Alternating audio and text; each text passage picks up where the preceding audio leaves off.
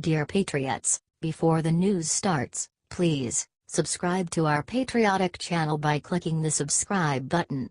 Give us a thumbs up to this video. Don't forget to leave your opinion below in the comments section. Share the news on Facebook and Twitter so you friends see it. Thank you. Geraldo Rivera crushes MSNBC for saying Trump doesn't have the mental fitness for office. The Geraldo Rivera called liberals news anchors who are spending their days questioning President Trump's mental health. It is a slander, it is low down and dirty. It is absolutely false. This man is as lucid and as intelligent and as intellectually in charge of himself as he has ever been, said Rivera in response. I heard a commentator on MSNBC yesterday say as a scientific medical fact that there is no doubt that the president emotionally and intellectually has deteriorated from his days as Celebrity Apprentice, said Rivera. Not only have I known him for 4 decades, I spent an hour with him as you'll recall coming back from Puerto Rico on Air Force One, said Rivera. Donald Trump has jump-started the economy in a way that is so impressive that everybody is cheering. There is not a person watching right now who owns a single share of stock who isn't better off today than they were the day before President Trump took office, he said. Sarah Huckabee Sanders responded in a similar way to liberals questioning his mental fitness. It's disgraceful and laughable. If he was unfit, he probably wouldn't be sitting there and wouldn't have defeated the most qualified group of candidates the Republican Party has ever seen. This is an incredibly strong and good leader. That's why we've had such a successful in 2017 and why we're going to continue to do great things as we move forward in this administration, said Sanders.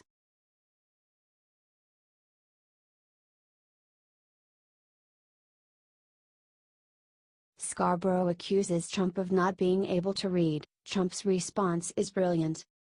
MSNBC's Joe Scarborough wrote an article for the Washington Post called "I Asked Trump a Blunt Question, Do You Read?" While Scarborough might think he was being clever, the answer is obvious. Of course Trump can read. We read his writings on Twitter all the time, not to mention that he is a Harvard graduate. Plus the President of the United States. Mika Brzezinski and I had a tense meeting with Trump following what I considered to be a bumbling debate performance in September 2015. I asked the candidate a blunt question. Can you read? Wrote Scarborough. According to him there was an awkward silence. I'm serious, Donald. Do you read? I continued. If someone wrote you a one-page paper on a policy, could you read it? Taken aback, Trump quietly responded that he could while holding up a Bible given to him by his mother. He then joked that he read it all the time, said Scarborough. Sounds like a good answer to me. Even if Scarborough thinks reading the Bible is a joke. I am apparently not the only one who has questioned the president's ability to focus on the written word. Trump didn't read, Wolf writes, said Scarborough in reference to the new book Fire and Fury. He didn't really even skim. If it was print, it might as well not exist. Some believe that for all practical purposes he was no more than semi-literate. Others concluded that he didn't read because he didn't have to. He was post-literate, total television, claims Scarborough.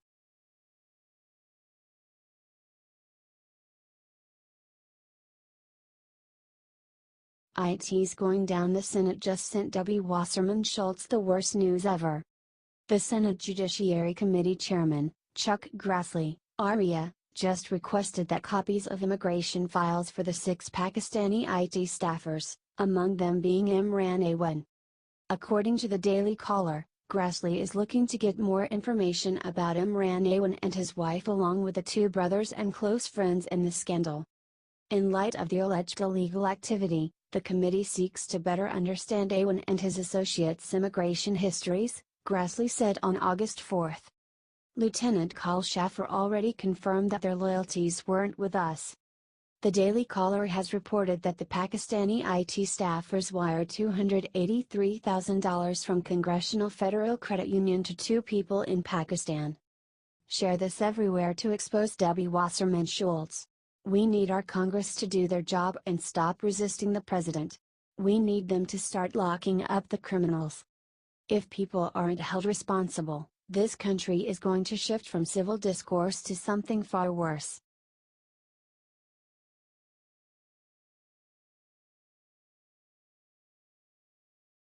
CNN's April Ryan explains how SNL skit caused Trump and Bannon's falling out. CNN contributor April Ryan claims she knows what caused President Trump and Steve Bannon's falling out. An SNL skit. When SNL did that skit with Steve Bannon as the president and at real Donald Trump in the small desk, that was the beginning of the end for their connect. The complete end is now here, tweeted Ryan. Of course, this is beyond ridiculous. The skit she is referring to features Bannon as the Grim Reaper telling Trump to go sit at his little desk while Bannon sat at a bigger desk, from February 2017. President Trump wrote an epic letter insulting Bannon for calling his son a traitor. Steve Bannon has nothing to do with me or my presidency. When he was fired, he not only lost his job, he lost his mind, wrote Trump.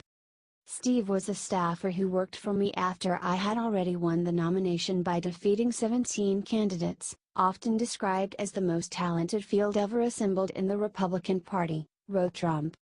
Now that he is on his own, Steve is learning that winning isn't as easy as I make it look. Steve had very little to do with our historic victory, which was delivered by the forgotten men and women of this country. Yet Steve had everything to do with the loss of a Senate seat in Alabama held for more than 30 years by Republicans. Steve doesn't represent my base, he's only in it for himself, wrote Trump.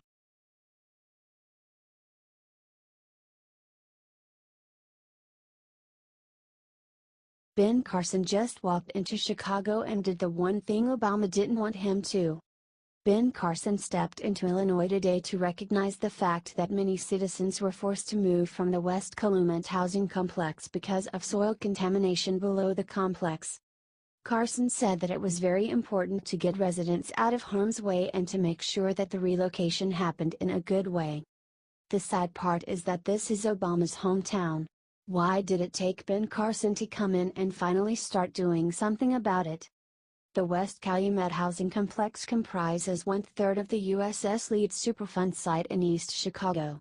Residents living at the 1,000 property complex were told to leave their homes by the EPA. Carson went there to hear firsthand from the people in the region. Carson then didn't spend time focusing on the blame. He spent time trying to figure out the problems at hand. Share this if you love Ben Carson and are glad that he can fix all the problems Obama couldn't.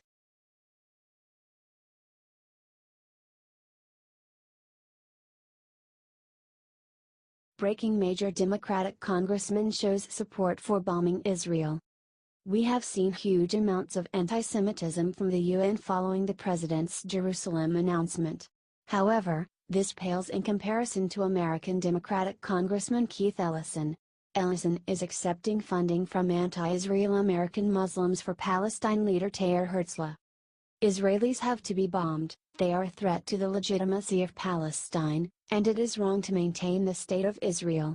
It is an illegitimate creation born from colonialism and racism, said Herzl. This isn't Ellison's first offense. Tucker Carlson recently called out the congressman for all the horrible things he's done. Back in 1989, Ellison wrote that the Constitution existed only for white people. He referred to it as their Constitution, calling it the best evidence of a white racist conspiracy to subjugate other peoples. That's the Constitution of the United States, said Carlson. Ellison has spoken favorably, meanwhile, of cop killer Assata Shaker. He said he was praying that Fidel Castro's communist regime in Cuba would not be forced to extradite her back to the United States. As a law student at the University of Minnesota, Ellison wrote a column calling for the creation of a separate black ethnostate. This is the man that is now second in command of the entire Democratic Party. Now that ought to bother Republicans and independents, said Carlson. It should terrify Democrats. Most voters don't support cop killing, racial separatism, political violence, abolishing freedom of speech, and they tend to flee from politicians and parties that do support those things, he said.